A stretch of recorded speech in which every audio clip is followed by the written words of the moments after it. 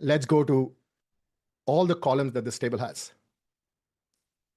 What you're seeing right now is some names, beautiful column names that you're seeing on your screen. And I'm sure some of you are laughing because this is what real world looks like. These are how the columns are described. Documentation does not exist. And it's not that people have not tried. People do give it a try, just that there is no right way to scale this.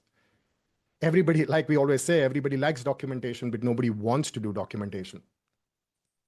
And at Atlan, because this has been the hardest problem of context layer, and we've been at it for years, starting from making it easy for you to write low-code, no-code rules-based automation, to driving automation, to using, last year we launched trigger-based AI inputs to help you generate this.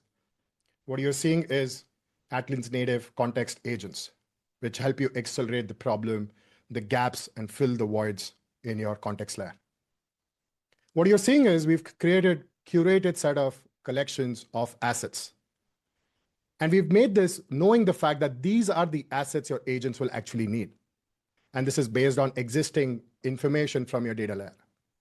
One of the favorite collections for our customers has been Popular SQL Assets, which is a reflection of all the assets that the business is already using. So what I opened is a collection of Popular SQL Assets. Based on this, it shows that my context has 100 assets. The coverage for metadata looks like 8%. And we have three things that we could do. We could run enrichment on descriptions, README, SQL Intelligence.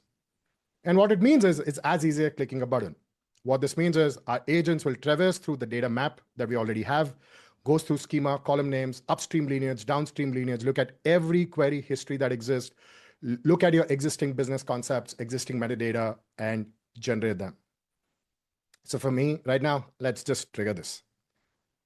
So while this is happening, while it's going through, traversing through this, let me open the asset which already has something. What you're seeing right now is the same table, just that the language now makes sense. It's no longer PLN ID. It talks about exactly what descriptions exist so that when the agent tries to traverse, it does not do guesswork. And we didn't just stop here. We, in fact, went one more step. I'm sure a lot of you have so many stale Confluence documents that nobody gets updated. Now this README gets automatically updated based on existing data layer. In fact, one thing that I really like here is how teams use data. This has been amazing to just see how different teams have been using data. And this could be super helpful for the agents when to decide what to pick up, what not to pick up, but from a business point of view, not just from a SQL point of view. And like I said, we didn't just stop here. We went one more step. Intelligence. This is something most people miss out on. It's not that pre-LLM or pre-conversational talk to data, teams have not been using data. We've been using data, whether it's by ad hoc data querying, your BI layers, all your BIs are sharing queries.